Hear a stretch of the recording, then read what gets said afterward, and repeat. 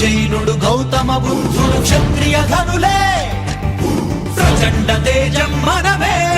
ప్రపంచనం మన కులమే సృష్టిని నడిపే సూర్యుడు చంద్రుడు క్షాత్ర ధర్మ ప్రతిబింబమే